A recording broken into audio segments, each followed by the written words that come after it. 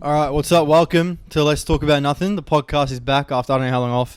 I'm here on the casting couch with we've got the Disney Pixar lot with John Bernard K. Mate, pleasure to be on. I'm a big fan of the show About Nothing, the podcast About Nothing. The podcast, man. I Bit of hate. inspiration from Seinfeld. Yeah, that's where it was from. That's it. It was I had COVID, which is real. Okay. Hey, I believe the I copped it pretty hard. And I was binging Seinfeld, and I was like, Yeah. fuck yeah, I'm gonna start a podcast called Let's Talk About Nothing. And you just talk shit. It's just waffle. I like it. It's just half an hour of Something different. waffle. I mean, Chris D'Elia does a show by himself. Don't compare me to Crystal. Okay, you don't want to be in the same. You don't like kids.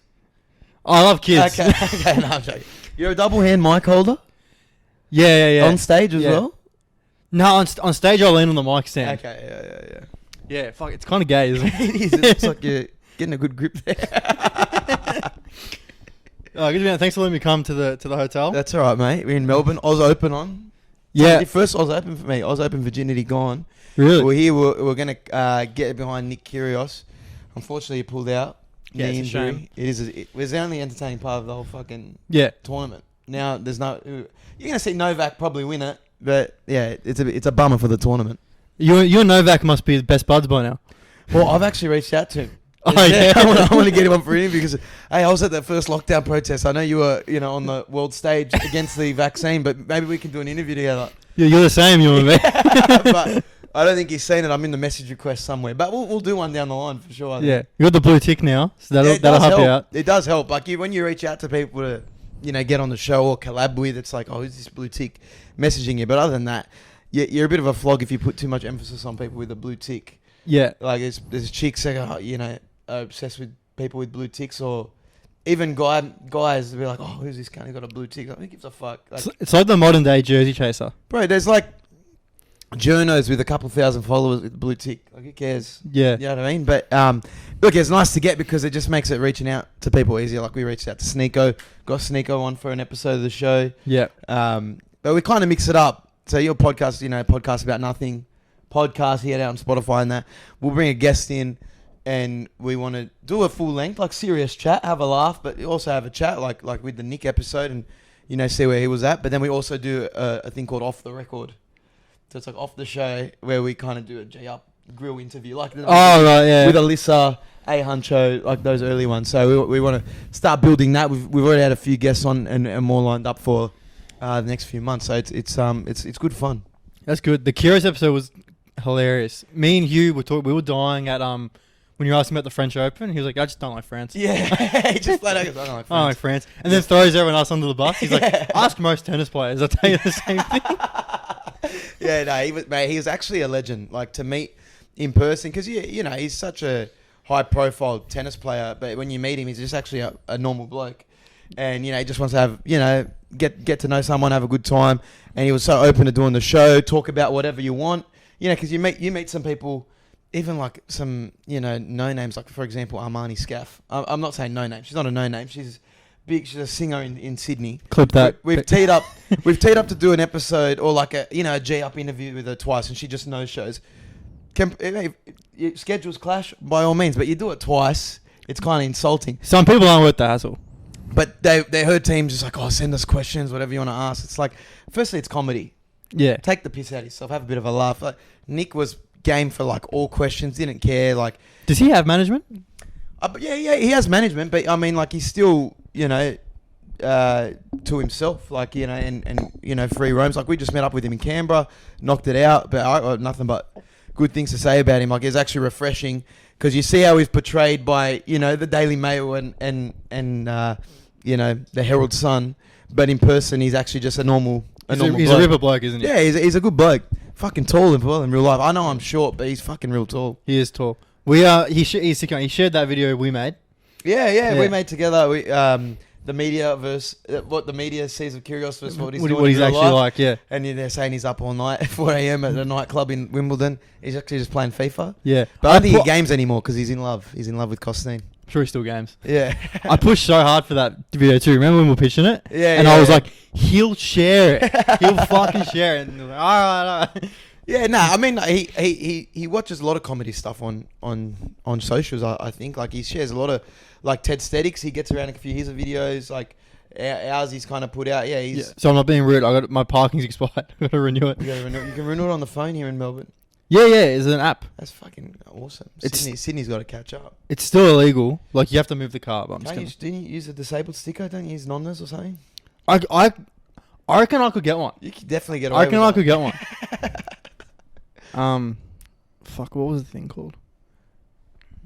Yeah, I reckon I could get. I'm doing a bit about this. About how like people find out I'm blind in the eye, and like You legally blind in one eye? Because Leg- I wear glasses, yeah. but you know I'm not going to claim a disabled sticker.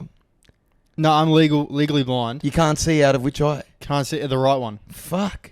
The glasses help at least. No, the glasses they do fuck all. It's like What about laser eye? You thought about getting laser eye surgery? no, this is me, bro. Okay. I'm committed. I'm committed for life. I've thought about it, Yeah. but yeah, like people find out, like they'll ask me like, "What's up the eye?" Like, "Oh, I'm blind," and they're like, "Poor thing." It's weird because like You're just going to milk it.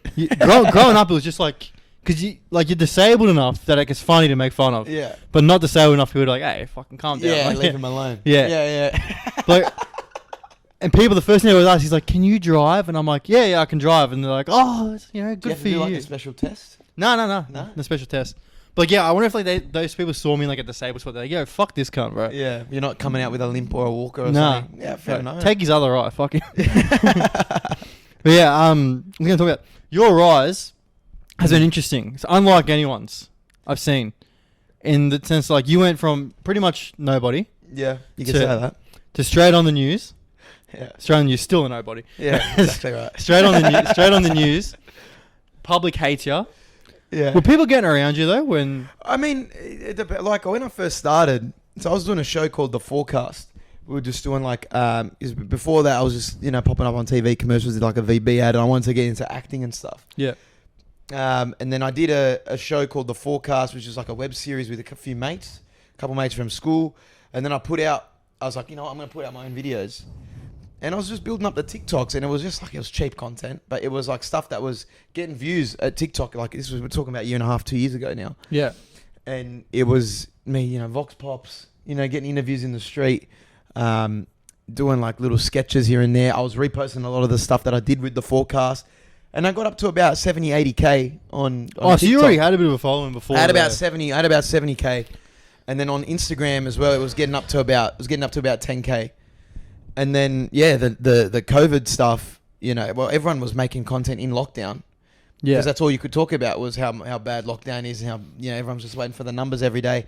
And then we jumped onto the news, and that's what kind of gave me a really big platform of people rushing to my page every day and seeing us put the numbers out. So yeah, it was a blessing, and it was one of the more fun things we did. And that's what I'm still kind of known for. Like people come up to you and say, "Oh, what's the COVID numbers?" But I don't know, as we've kind of, because that's been so long now. Was that 2021? yeah, 2021. We've done stuff like the election stuff, or we go to Qatar. We're at the Oz Open now. We just do these kind of different things. And now, the way I see it is like when people come up to you and they'll say, "Oh, I love your stuff in Qatar," or "I love the stuff you did with the election," or "This video was," so you get a gauge of what's going well when people are stopping you and saying, "Oh, this is doing well." It's So good. for a while there, it was, "What's the numbers? What's the numbers, John?" Now we're getting a lot of, "How was Qatar?" And then it's just, with consistency, it's just like more, you kind of move along from that. But the numbers definitely gave me like a larger audience to talk to. But yeah, I was getting a bit of hate there. I was getting a lot of hate from people that were getting on from the numbers, just like the general public. yeah. So weeded out a lot of the people that, it wouldn't get around my humour anyway. Because why people had the shits was because I went to that first lockdown protest. Yeah. There wasn't anything to do with like vaccines or like, this guy's a wanker. It was because he was at the lockdown protest. And then I was there with my brother Nick, and we were just getting content. we were interviewing people there, and I was wearing a Stone Cold vest. Yeah, I was wearing a Stone Cold Steve Austin vest. And all of a sudden, it was a kind of first time anyone had kind of got out of lockdown. So we're there, and people are coming up taking photos and saying, "Oh, we love you putting the numbers out. It was funny." And then they kind of go, "Oh, go say something on stage." And they gave me a megaphone, and I felt like I was wearing the Stone Cold vest, but I felt like I was addressing the crowd at WrestleMania. Yeah. And that's the clip that went out all over the internet. And that's when I started getting like the, death threats. And how could you and all that shit, which was crazy because the first time experiencing it. But in hindsight, it's very funny because now no one gives a fuck about lockdowns and COVID. I mean, everyone's had COVID now. So it's taken a while for that to subside. I mean, probably it's taken a while for brands to be like, okay, yeah, we can maybe use this guy. He's a bit funny. But yeah, it did take a while to shake off the backlash. It is weird that like it happens with even normal TikToks. Like you just like, oh, I'm just gonna get some content at this rally. Yeah. And then all of a sudden you're the face of the anti-vax movement. Yeah, which is crazy. And they ended up taking us to court and tried to charge us criminally. And now they've refunded everything in like Victoria and because no one gives a fuck anymore. Because no, it's not in the public interest anymore. But yeah, I was like, and the thing is, I've never come out and said I back Gladys or I love Dan Andrews. I always just take the piss. Whatever politician, if you're Joe Biden, if Trump comes out and does something that's stupid, we get stuck into Trump. Like even when we did the election stuff, it was Albanese's half Chinese. But then there's also that was so fun. Then there's also ScoMo wants to bring back the White Australia policy. Yeah. So it's like there's no discrimination, or there's you can maybe say I lean in a certain direction, but it's just we'll make a video if it's funny. Yeah. So to say like, oh, this guy's a fucking, anti-vaxxer or like, it's like I've never actually ever said anything. I went to one first protest I ever went to in my life, and now in that year.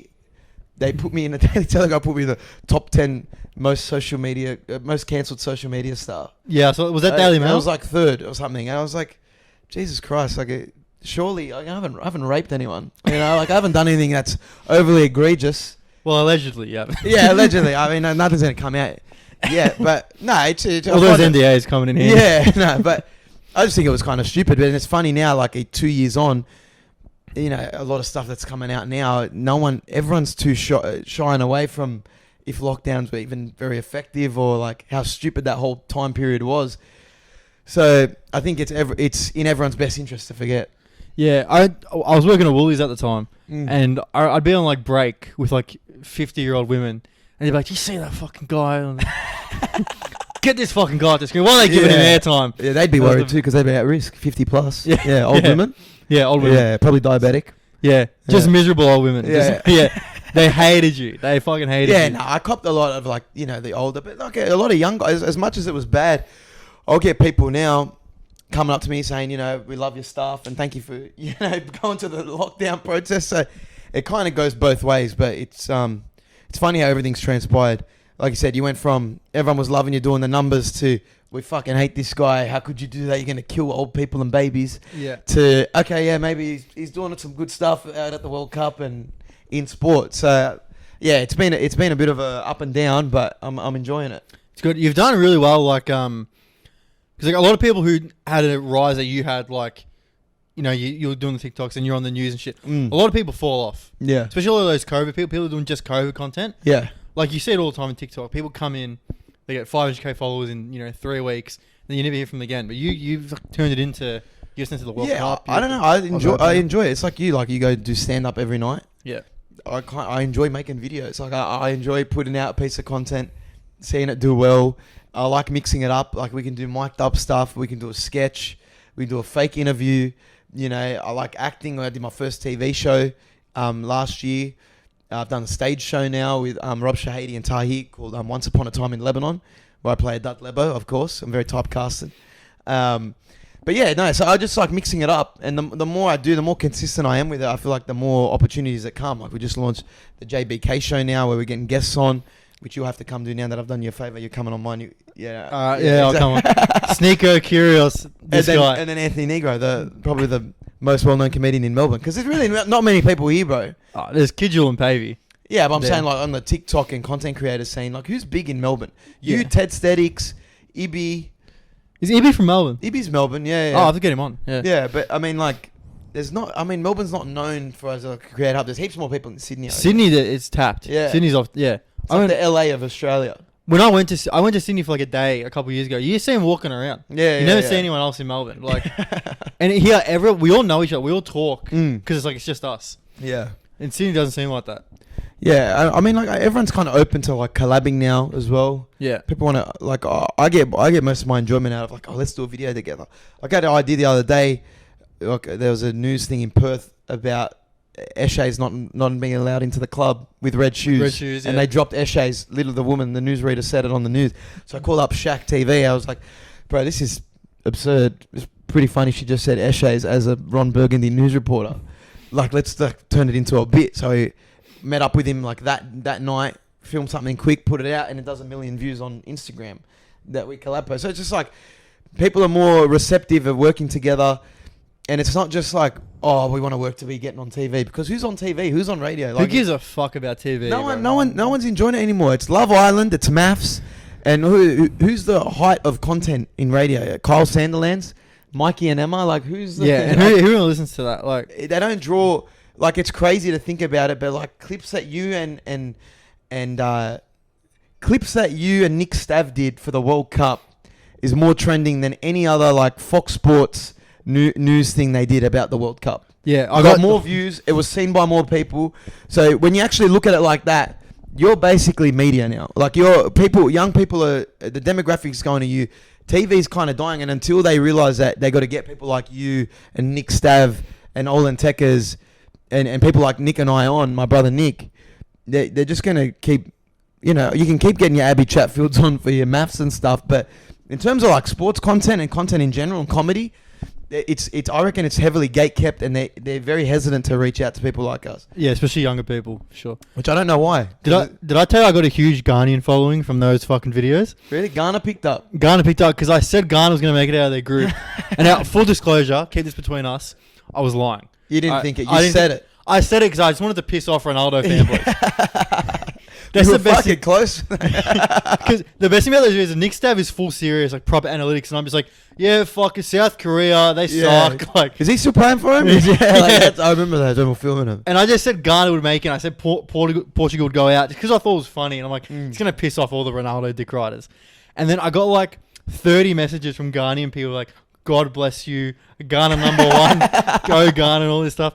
And then Ghana got knocked out and no one gave me shit for it. So I was like, this is just a win-win. That was a W. Yeah. The Ghanese people, we did a couple of interviews with them outside a Ghana-Portugal game. Nutcases. They would die for their country. Yeah? They were willing, they were calling out the Portugal fans like, no, there was like a, I'm the captain now type stuff. Oh, really? Yeah, it was hilarious to watch. Yeah, we did 1 or 2 interviews with them, but that was fun. Like meeting different people like from countries all over the world. Ghana was definitely a standout. Ghana, fuck yeah. Was Qatar as like bad as it's made out in the Western countries? Nowhere near. It was at such a nice place, welcoming to all fans. Like the turnout was a lot of Argentinian fans, a lot of Brazil fans, and then the rest were kind of making up the numbers. Probably about 5,000 Aussie fans max there. There's a big pocket of Morocco fans there, but that like it wasn't like, oh, you can't do this and there's no alcohol and you're gonna be, you might get stoned for doing it. It was none of that.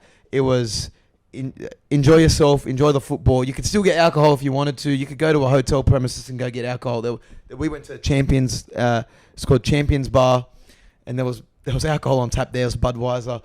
Not that we were looking for it, but it was normal. It was just a normal place. Everything was in the vicinity of each other. You could go to stadiums or half an hour between each other, between the hotels. Doha was nice. The city was always pumping. So it exceeded expectations. It was actually, like, I reckon it was one of the better World Cups in a long time. What about for the women?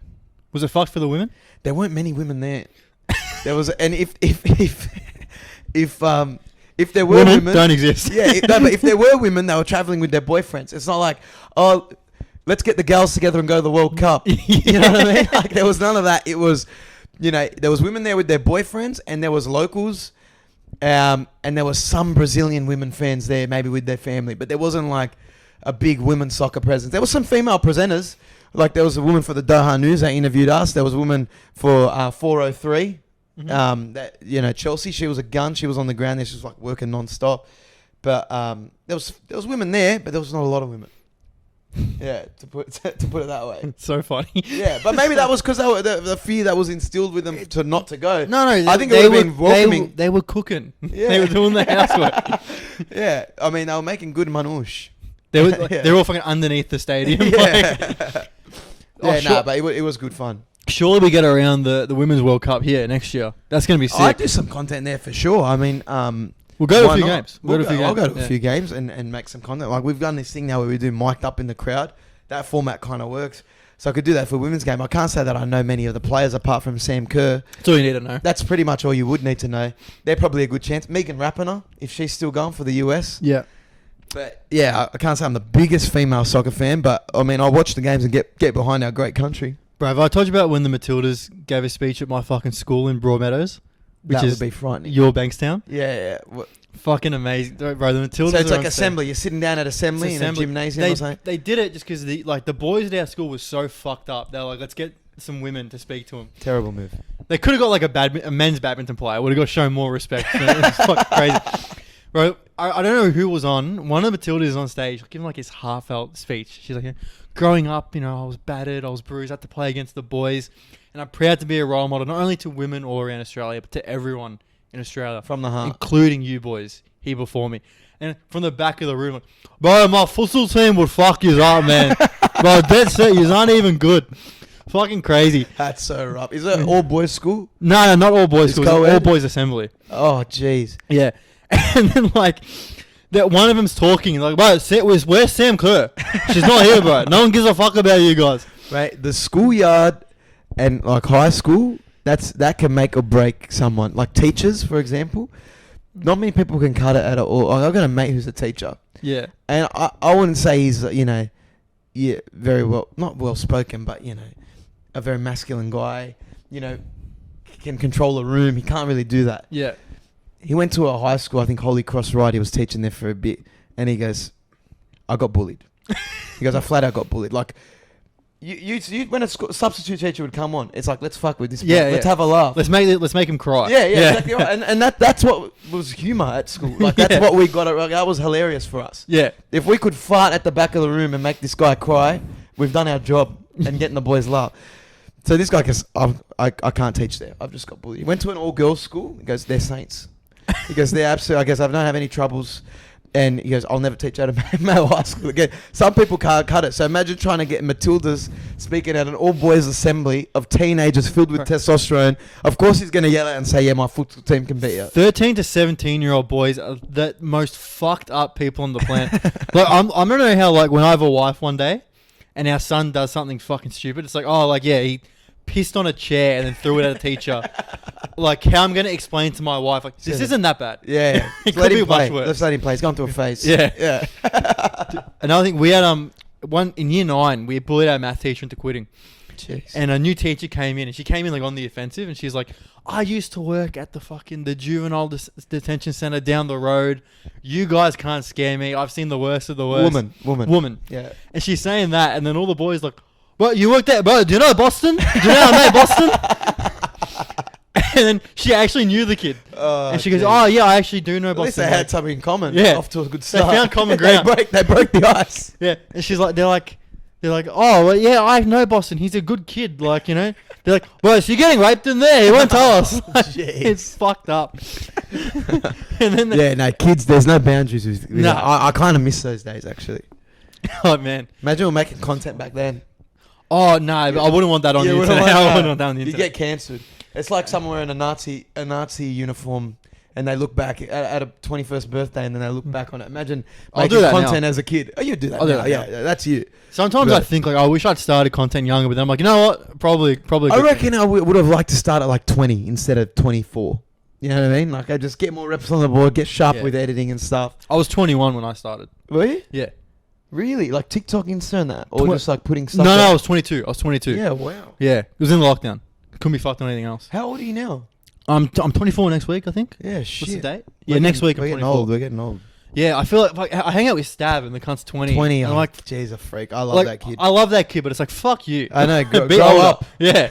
If he was like 28, I'd actually be happy for him. I love when he beefs with people from England, like about Arsenal or like his takes on the EPL. He'll die for Arsenal, that guy. Yeah, and we've worked with him because we do some stuff with Picklebet. And the guy's knowledge and how well-spoken he is, he puts us to shame. Oh, it's yeah. like sometimes it'll take us like 3 takes to do something, especially like presenting about sports or rugby league or AFL. Or when we do a skit, it's like, oh, fuck, let me get this line right. Stav would come there, not prepared, Yeah, talk about Arsenal and how, and you know, what the best winger combination is. He'll bust out a 50-second video without taking a breath. I was trying to put him off the last shoot. Like, when they were setting up the cameras and shit, I was like, Nick, don't say the N-word. Yeah. Don't say the N-word. And he's like, I stream. I'm fine. There's nothing that can put him off. The kid's a freak. Yeah. And, like, he's legit going to be the future of, like, sports or at least football media in Australia. He should venture out overseas. He's a legit pundit. Yeah. Yeah. And that's what I mean. He started young. And it was the same as you started during lockdown. How many people just started during lockdown? Because nothing else to do. Yeah. Then I remember getting out of lockdown for the first time. Like, go out to clubs, people buying you drinks. I was like, oh, I'm the sickest cunt. Yeah. I was like, I am the sickest. And then, like, I go to Woolies the next day, walk in, like, yeah, fucking, I'm the man. And then my manager's just like, you're fucking late. What the fuck are you doing? Yeah, I know. It's back to reality. You're like, you don't even know who I am, bro. Yeah. I mean, I was working at BWS as well while I was putting out my first initial TikToks. And then I was working there while I was doing the numbers. So it was very fucking awkward. I had a couple formal warnings. So I was working in the marketing team. And, you know, it was funny because no one had said a word about me putting out videos online for so long. Yeah. And then when we did the numbers, it was like, oh, how are you doing this? Hey, we got this big team meeting. Do you want to announce the numbers in the morning? and then we go, he's at the protest. So and then it was like, okay, maybe just don't get him on any team calls for the next 2 weeks. And they gave me like a big formal warning and stuff like that. Then they went through all my video catalog as like, okay, now you don't have to take these videos down, but we're going to ask you to do it. And it could be in your best interest to take these videos down. And then they went through video by video. Now there's one video here where you've referred to Scarlett Johansson as a whore. Can you see how that's a bit problematic? Yeah, if it's a joke and I'm asking the Avengers castmates, I have to explain each joke. There's also another video where you call Dr. Kerry Chant, you're asking her in a press conference about a moustache. Do you want to take that down? And they've gone through every video that they think is problematic. And that must have taken them so long. One of the funniest HR calls. If I could have videoed that, it would have been a million plus viewed piece of content. It was one of the funniest things I've ever been a part of. At that point, were you like, oh, I got to quit. I can't stay here. No, they gave me a warning and I was all sweet. No one in my actual team cared. And then I just realized I want to do this full time anyway. So I was looking for other opportunities in content. I wanted to take my stuff full time. And then Picklebet it worked out so well. So I work with them full time doing their social media content. And then as a content creator, like pitching ideas. And you're on board as well. Yeah. And like, it just makes me thinking about content all the time, whether it's sports content, whether it's content for myself. And like you, like we maintain that regular form of posting while working a job.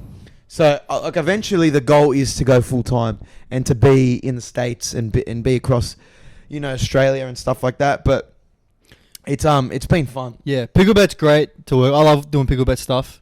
Out of a contract right now.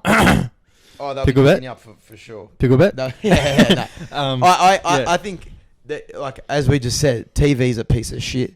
Like, you see Sportsbet, and this is not a knock to Sportsbet, on TikTok. It's looked like they've just given money to an agency and, hey, here's a how to make TikTok for dummies. And put a green screen behind us. Can you guys make some sports content for us? Like, I think sports and more brands working with people like you, Hugh, Nick Stav, is the way that like sports content is going. And look at overseas, like Chunks and Philly and all these other creators, Logan Paul, Jake Paul, they're in the sports space. And, Jake Paul's got that Better show. Yeah. It's going to be people like us that are going to be in demand for sports and brands to pick up because, you're probably one of the most entertaining creators in Melbourne. Oh, thank you. Why aren't you on Kiss FM?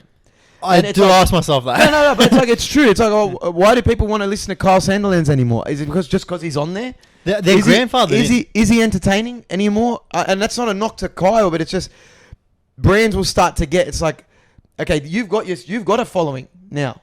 People will tune into your radio show, or people, and you'll be able to make it entertaining, or whatever show or venture you want to get into. So, like what Picklebet is doing, they're leaning on creators to start pushing their content, and you can't just have a Joel Kane or a Glenn Munsey anymore, and it's not for the old people, it's young people, and that's who we're talking to, and that's who people get around. About this time a year ago, a couple different platforms, it was Spotify, and a few other ones like that hit me up hit up my agent at the time. They're like, Yeah. we want to get young people doing a sports podcast because there's no one in the space. Yeah, no, And then got word of that too. That's why I did the B team. Same thing. yeah, and then I set it up. I filmed a whole bunch of test episodes and Yeah. everything. And eventually they're just like, nah. Sorry, kid. Yeah. Yeah. And I was like, what? Like you had it. You had such a good idea. And you're like, nah. Sorry. Yeah, no, it's funny because we got wind of that too, and we started the B team, and it was me and Adamo. We were doing a rugby league podcast, and we got a lot of traction. We built up the TikTok to about 15K. Like I said, there's no reason. Like there's videos of Cameron Smith on SEN, right? On SEN TikTok getting a couple thousand on the same subject, and it could be about a Penrith scandal or Nathan Cleary getting 5 weeks for his tackle. And on the same subject, me and Adamo talk about it, and it's because it's the way it's presented, because we know the TikTok algorithm, because of our chat and how people are used to seeing us on the app, possibly, that was getting more views than some ex-rugby league players that are on the platform or are with a radio show that's on the platform. Do you know what I mean? So there's numbers there, and there's people that want to tune into it. But again, like Spotify, places like KO flat out said, yeah, we'd love to put the show on the platform, or yeah, this could work for us, but we don't like that John Bernard guy. You know what I mean? So I'm going to get that a lot, and I understand that, but I'd rather honestly do what you're doing now, make your own show, get your own show sponsored and picked up. You keep all the money, you have full creative control of what you want to do. You can say whatever you want. Like you're bringing back the term gay in your TikToks. It's very funny. Bring it back. Bring back gay. You can say whatever you want. You're not policed by anyone. Yeah, you don't have a producer in you. Oh, you can't do that. Like even doing the B team, as much as I loved it and it was good fun, I love Adamo. It's like they still censored a little bit of the show. Yeah, like something I would say that might be a bit edgy. Like, oh no, I can't put that in. It's like no. So I'm doing the JBK show now, and we're gonna get sponsors on board. We've got Picklebet behind us, backing us, and I'd rather very much do that than go, oh, this head of content at KO doesn't like you. The head of content at KO is a flog, and I don't think he knows what entertaining is. Seriously, he's probably like 40 plus and be like, oh, you know what would be good? KO minis. Let's just cut up highlights tapes and put them on the thing. I was like, oh, let's get this ex-first grader on. Yeah, we've seen that done a million times. This guy that played 13 AFL games and got delisted. Let's get him. So, I don't think like these head of content people know how to navigate through socials anymore. No, they don't. Because you know what the thing is? They're like 60-year-old men. Yeah. And then they reach out to like a 30-year-old woman in their marketing team. Like, yeah, you're young, you know TikTok. And then that 30-year-old woman's like, oh, okay, the inspired unemployed. I'll throw money at them. Yeah. And credit to them, they get everything because they're brand friendly. Oh, it's not a diss. Yeah. But they're brand friendly. They still put out funny content, and it's like every white girl in the marketing teams, they love them. I mean, when I was at BWS, let's get Abby Chatfield, let's get Celeste Barber, and Inspired Unemployed. Yeah, that were the three, and they did campaigns with all of them. So they're the ones that run brand shit, and corporations really do run everything when you think about it. And that's not a conspiracy thing. That's just once I was on like a night out with my boys, and I started flirting with this chick, and then I got talking to her, and it turned out she was a marketing person for like some big brand, and I was like, oh, I'm like on TikTok like 100K at the time, like we should set something up. And she's like, yeah, show me your... She's like, oh my God, yeah, for sure. Show me your videos. And then she watched like 3 of them. She's like, I don't think that they're going to go for this.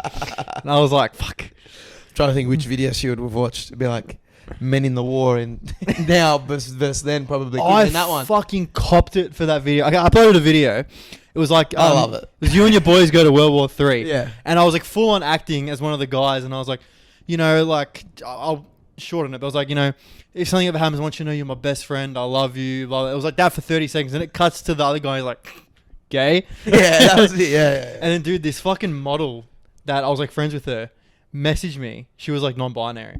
She cracked the shits. Short hair? No, long hair. Okay, yeah. Attractive. Yeah. Attractive non-binary. Attractive non-binary. You don't really come across many attractive non-binaries. No, when you think about it. No, yeah, it's true. Go to Smith Street. And she was like, I'm going to put out a video tomorrow having a crack at you. You'd want to take this down. She's like, I'm going to get you cancelled. And I was like, I'm not big enough to cancel. Like, go for it. I was like, go for it, And then I was like, you know what? All the best in your endeavors. Yeah. And I just blocked her. And she uploaded it. Because she was a model, we had the same demographic of fans. So people were spraying her? Just 15-year-old boys. So then they were just commenting like, "Shut up, Yeah, like kill Model L. yourself." Yeah. Yeah. And then she just deleted. What a fucking loser. 15 minutes. Like, why? What's the point? Comedy is fairly subjective. Like I said, people might find Amy Schumer funny. I find Dave Chappelle funny. You know, like, who was it? Like I said, KO. Oh, we don't think that John Bernard's funny. Or like, when we got, pretty much a formal warning from BWS, we just don't think the videos are that funny. It's like, yeah, but I'm getting a couple 100,000 of views that people do think it's funny. You know what I mean? Or like, I don't give a fuck actually what anyone thinks. I think it's funny and I'm putting it out. Yeah. Why do you have to take it upon yourself? I'm going to go cancel you. I'm going to go cancel. It's like, even though that Clementine Ford chick, who the fuck are you? Who cares? Yeah. Like, I'm gonna bring awareness to these people. Like, people seek out what they want to find. You have your own audience. Come see your stand-up and watch your content. You don't have to tune in. Don't watch. Yeah, you don't have to. Like, I don't... You know what I mean? I don't like that woke left shit.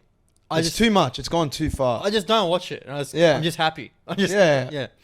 It's weird. It's like, I don't find entertainment in reality TV. I don't go online and say, this is disgusting and you guys all need to find God. I just don't watch it. Yeah. And then everyone that goes on there ends up being the most stuck-up bitch. Have you met them afterwards? I've met a couple of them. Actually, a girl I went to school with is currently on there right now. Yeah. I think she goes there. I think she goes top 3, so best of luck to her. I don't know. Her profile's probably skyrocketing right now. Oh yeah, they get the blue tick. They all and signed everything. to the same agents and stuff like that. You know, the show takes like 50% of their earnings for like 3 years after the show. That's what they sign on to. Yeah, it's fucked. It's not really a win-win. But hopefully she gets in the boxing ring or something, makes something entertaining out of it. I'd watch. You can always just go the OnlyFans route as well. Yeah, a lot of them do that. Yeah, few girls from Beauty and the Geek I've seen just jumped on there. Dude, sometimes when sometimes I just hate content. I hate comedy. I'm just like, fuck. I wish I was just like Michaela Tester's boyfriend. Bro, I've said this probably 1,000 times to my brothers and just people in general. If I was a chick, I'd have 1 million followers. If I was a chick, I'd be in the gym every day, squatting till I build an ass. Probably get a BBL as well, just to add to it. Yeah. Breasts done. Hopefully keep the same humor because I know they struggle to have the same level of humor.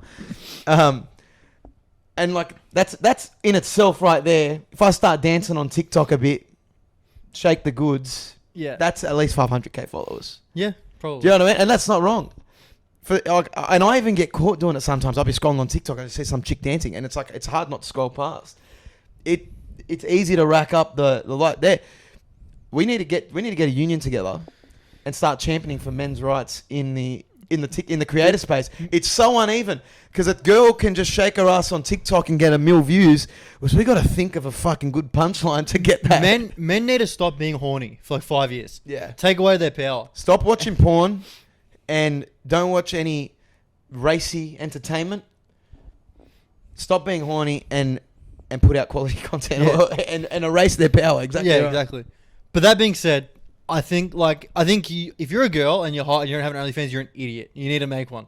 Like, yeah, I mean, I don't know. I reckon it's oversaturated now. I reckon everyone's on there. It's like Iggy Azalea just went on there and she's only getting a couple 100,000. We live in a world where Michaela Tesla is earning more than Iggy Azalea on OnlyFans. I was explaining. You know what I mean? It's so oversaturated. I was explaining Michaela Tesla to my mum because she was on like the front page of like some magazine. Mum was like, "Who's this?" And I explained like what she does. And my mum's like, "Oh dear, that's so smart." Oh really? Yeah, my mum was on board. Yeah, jeez. Yeah. Well, I mean, there's some girls that go on there and don't show everything. Smart. Which is, I think, is Make 'em extremely work for smart. People ask me like, what's it like being, like famous? I don't think I'm famous. People ask me what's it like. Yeah, but when you think about it, like I said, notoriety wise, yeah, you are. The amount of views you get a day, you're somewhat notable. Like you're famous. People ask like, what's it like? It is like being a hot chick. People buy you drinks. People buy you drinks. You don't need a message first on Tinder. Yeah. People reply to your story. If I went on my story and was like, I'm sad, I would get like 10 replies of people who give a fuck. Before TikTok, no, shut up, gay cunt. It is true. It is like, I don't know, more people get around you for sure. Like, and even just like events in general, you get invited to go out to a lot of events. I was like, where were you fucking 6 months ago and I had 10k followers or something like that? You know what I mean? Those events are the gayest thing. Oh, the nightclub scene is just the same people all the time, especially in Sydney. So you get sick of it. I don't actually really enjoy going out much. I actually don't even drink too much. I'm more so if I go out, I want to get a video. I'll just go get some content and actually make it productive night. So whenever I go out, I'm drinking. I'm like, I could be doing a gig. Yeah. Doing a gig. I try to be more productive, but yeah, it's funny how like you people ask me the same thing. It's like, oh, what's it like? And it's just, yeah, it is different. I mean, more people come up to you, take photos with you, but you don't realize how many people see your shit. I think that's a weird thing. Yeah. That's like, I get a video that has like 15K views and someone come and talk to me about it. I'm like, you saw that? Yeah, you were one of the people that saw that. Yeah, I know. It's pretty sick. Want to ask, how'd you get the COVID case numbers? Yeah. No, it's the usual. I've always maintained it was maths. My brother's extremely smart. He did 4 units, and we took everything into account at the time. Diameter to Fairfield. Yeah, exactly. Yeah. All the granny flats and whatnot. But yeah, we've been to court. We've been in and out of court, and yeah, to this day, we maintain it was strictly maths. Now, we never knew anyone, and I want to say it, we never knew anyone directly in New South Wales Health. It wasn't like, oh, I'm related to Gladys or something like that. It was, it wasn't, oh, you're getting it from a website, 3 hours beforehand or the night of. It was literally just maths. What was the algorithm? Can you talk us through it? Or is it Kairouz probability theorem? Would I be able to comprehend it with my... I actually don't think you would, because I know you did general. Yeah. Did you do maths? I did general math. Yeah. It is hard. There's a lot of equations that go into work. A lot of biometric trees that we use, biometric mathematical trees. But no, I mean, at that time it was fun. And a lot of people still to this day will ask, how did you do it? How did you do it? On the street, I say maths. The funniest thing is people go, like, there's people go, oh, can't no, shut up. Like, you probably knew someone or something like that. The funniest ones are to be like, bro, that's fucking crazy, man. Maths. Like, how did you, like, they full on believe, like, bro, you're a smart cunt. Like something like that. And I'm like, yeah, man. Like, that's how it was. You're fucking smart, that guy. Yeah. But, no, man, we've been enjoying Melbourne while we're here. Have you done the Oz Open before? No, I'm going, Hugh and I probably go on Thursday. I'm my virginity. Yeah, no. Yeah. I mean, it's not bad. A lot of oldies there. A lot of old people. What else is there It's to an do? old people's sport. What else is there to do? In Melbourne? Yeah. Actually, I want to go back just to the COVID case numbers thing quickly. Yeah. I think it is the funniest thing ever that some random cunt got fired. Yeah. I don't know if it's... The thing is, like I said, I didn't know anyone directly in New South Wales Health. And for that, let me just give context to the video. So, John was using his algorithm mathematical to abilities. work out the COVID case numbers and letting them out ahead of the government. And that's where he first blew up, caught a lot of traction for it. Yeah. And people were conspiring that he had a contact inside the New South Wales government. Completely false. Which I've verified with him off air is false. He didn't. It was all Genuinely did not. Mm-hmm. So some random guy just got fucking fired. But for no reason. apparently they gave out a series of numbers to different people to find the rat. It was like the movie The Departed. Yeah. And whatever number that I put out was the person that got sacked. I don't know this person. I feel sorry for this person if they got sacked. I mean, New South Wales Health probably not the best place to work now anyway. It's so fun. This random, like, yeah, I can't provide for my kids because I got given by luck of the draw the correct number. Yeah, it's probably true, which is pretty stupid. But that's where we were at the time. But yeah, I feel for him too, or she. Could have been a she. But yeah, I didn't know them directly, and I actually don't know anyone, which is it's funny how that turned out. The craziest thing for me was, so I had through a proxy, New South Wales Health kind of rang up and also rang me and said, it's in your best interest to stop putting out the numbers. Right? And like some fucking Godfather shit. And I thought it was like a legal thing. Like, I can't do it. So for the next like 3 times we did it, I got someone else to say the number. Yeah. Like I got Stephen Hawking to say it. You know, or like in a video, or I got my brother to say it or something. And then once the dust had settled and post all the protest stuff, they'll be like, they ended up getting this Asian guy to get on TikTok and give out the numbers. It was the most cringe form of content ever. I remember that. It was so cringe. And they through my lawyer, they had asked, so my lawyer had asked me, he goes, hey, would you be interested in giving the numbers out? But yeah, you can maybe do the press conferences with them, but you also have to push the vaccine with it. And I was just like, I've come this far, so I've already gone to court, so I'm not gonna just try to look like a sellout and give out the numbers next to Gladys and whoever else. Yeah. So that was pretty funny. That would have been a bitch move. That would have been like, what this fucking loser like? Yeah. But I think that was pretty prominent. Like at the time, they were reaching out to a fair few sports stars and influencers to like push like lockdown vaccines and stuff. I remember, wasn't Andy Bogut going off? Andrew Bogut got approached. I think he came out and said he was offered money to push the vaccine too, or be a part of the campaign, and he turned it down. It's like that's where it was at. And then he got castrated for that. But he wasn't saying don't get the vaccine. He was just saying make your own decision. Of course. Don't let me tell you. How the fuck are you going to cancel Andrew Bogut anyway? The guy's a number 1 draft pick. He's made a living in the NBA. NBA champion. NBA champion, owns the Sydney Kings, has a car collection. Like, does he own the Sydney Kings? Yeah. Like, how are you going to cancel him? He doesn't give a fuck. That's why everyone loves him. He talks shit about Dan Andrews or put shit on the Victorian electoral. But he talks shit about Steph Curry. Yeah, no, he can. He comes from a place where he's an NBA champion and one of the best Aussie centers of all time. But like, you go through all his shit. What has he said that come out and said that's wrong? When he criticizes something, it's a lot of common sense. That's why a lot of people resonate with it and end up thanking him. Like the guy's shadow banned on Instagram all the time. Like I go to message him sometimes or like try and tee up something with him, and I can't find his profile.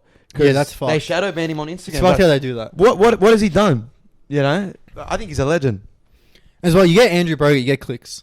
And that's all people really care. At the end of the day, is everyone wants to wear woke, wear this, wear that. If you can sell tickets, if you can get clicks, they're going to bring you on. Yeah, no, I agree. But he comes from a place where he's actually knowledgeable about sport. He works with a betting company as well. Former basketball champion. Like, how are you going to cancel him? You can't. No. It's literally... I'm not going to say Kanye West and Ye because they've actually proper cancelled him. But like when you're like an ultra celebrity, it's very hard to cancel someone. And like you in the news cycle, that model wanted to cancel you, or even me with all the lockdown stuff.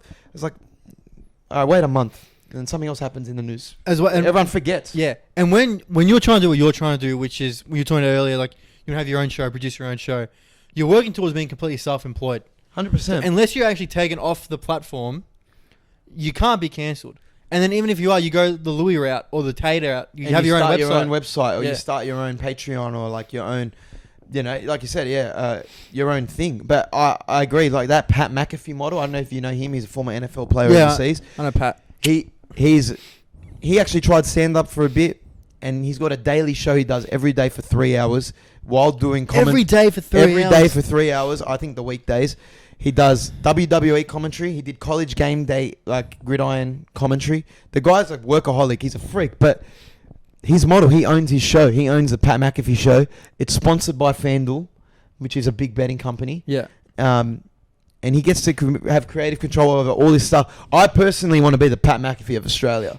And I think like I'll get to that point of hosting a show and stuff like that. But it's just no one... In Australia, compared to the UK and the US, it's heavily gatekept. You got some flog that's the head of content at KO. You got these older people and these people in the marketing teams of, you might be a bit too edgy, or you might be... It's like, bro, literally think about it. What have I done that's edgy? When I put out the COVID numbers? I went to a lockdown protest. No, is going to a pride protest or a climate protest edgy? Like, seriously, it's one and the same when you think about it. I mean, at the time, it was probably very heightened emotion.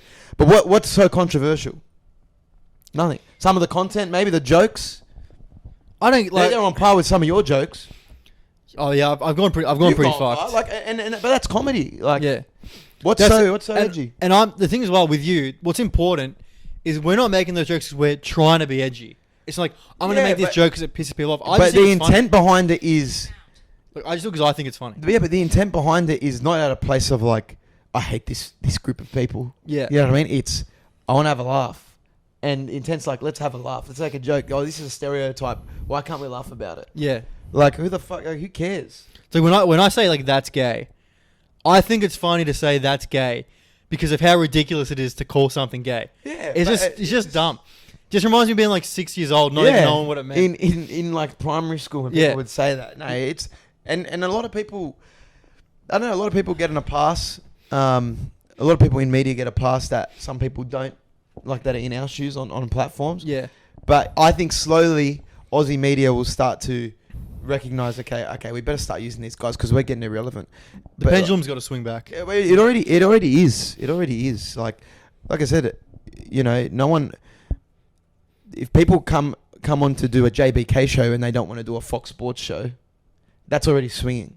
Yeah. It's like, I would rather talk to you than an old dinosaur like Buzz Rothfield on NRL 360. Well, think about it, if like you're going to go on Fox Sports and they're going to pay you like, what, $10K for a 5-minute spot, or you've got JBK show where you come on, Say whatever can you want. be yourself, Yeah. get your brand out there. It's like, is 10K really worth it? No, I agree, but there's good people in media. Like there's some entertaining ex first grade players, but it's just like they've been doing the same thing for the last 10 years. Like I think the pioneer in sports in Australia was bloke in a bar, Denon Kemp, and he was podcasting early on, and he's built pretty much a network, you know, like an actual sports network, and players like going onto his platform more than they do going on a Fox Sports. And like he's killing it, and good on him. Like, and he's kind of led the way. YKTR is another one, and that they were the ones that slowly started it, and it's going to start picking up more because of people like you, Nick Stav on TikTok, doing your own stuff.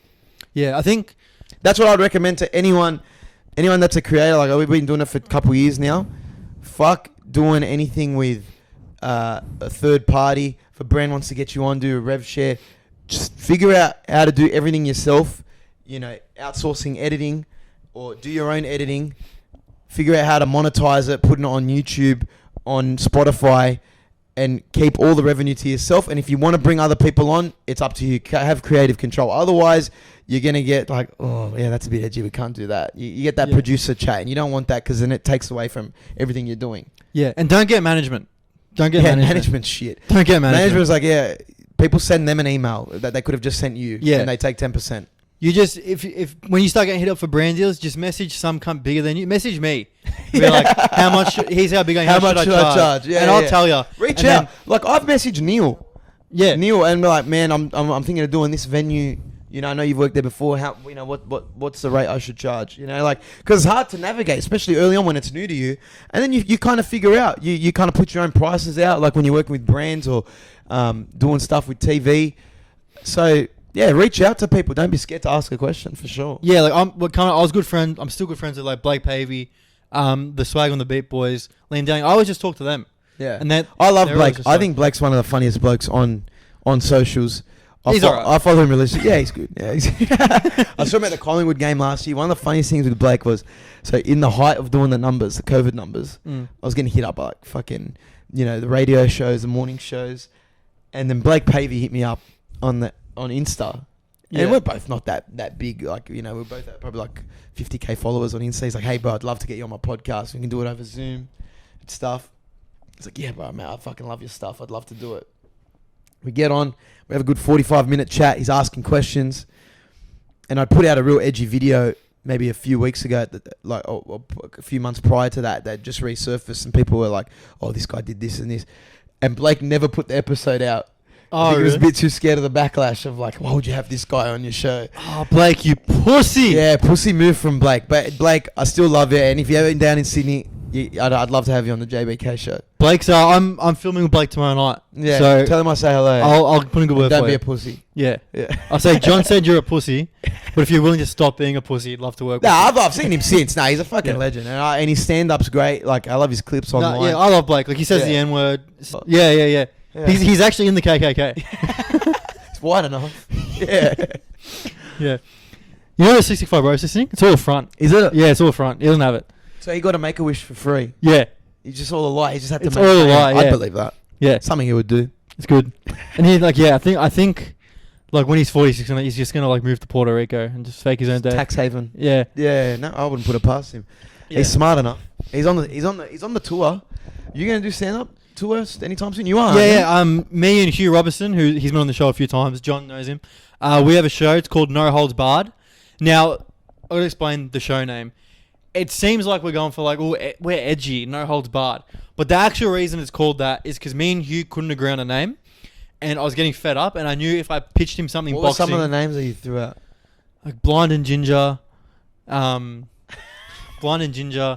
Because you're blind, he's a ranger. Yeah. It was like Sick Cunts United. Yeah, it's good to have cunts in a show. That'd go great on a. Yeah, it was like Schlongtastic.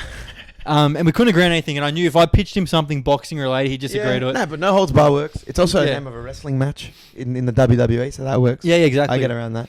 So that's in the Melbourne Comedy Festival at Speakeasy Theatre. Ticket link will be in the bio. When's that? The last week of March, and then all through April. Yeah, nice. So we're doing 8 shows. I'm fucking excited. 1 year in doing a I'll show. have to get down for that. I'll have to get down. Yeah, come down. That's sick. We'll set you up. Yeah, no, I'll pay for tickets. Okay. Oh, thanks. Yeah. I need the money. So. But yeah, I think we're going for nearly an hour. Probably wrap it up. Anything That's you a good want hour. to? Anything you want to say? Nah, mate. I enjoy the stuff that you're doing, and thanks for having me on. It's I plan a big 2023. We'll be working together a bit more, For sure. and like let's continue like everyone collabing and enjoying themselves, enjoying putting out content. Don't be scared to work with each other because we're all having a laugh at the end of the day. For sure, man. It'll be Yeah. good. Yeah, this year will be big. I can't wait. Especially It'll with be big year. Picklebet and then us individually. Be sick. 100%. Thanks for Um, having me on, brother. Thanks for coming on. Appreciate No it. worries. Thanks for watching, everyone. That was the Seinfeld show. It was Um, about nothing. It was, yeah. but we rambled. It was good. It was We good. rambled. Yeah. It's just like shop talk. I like it. Yeah. Thanks for tuning in. That's the end of the pod. See ya.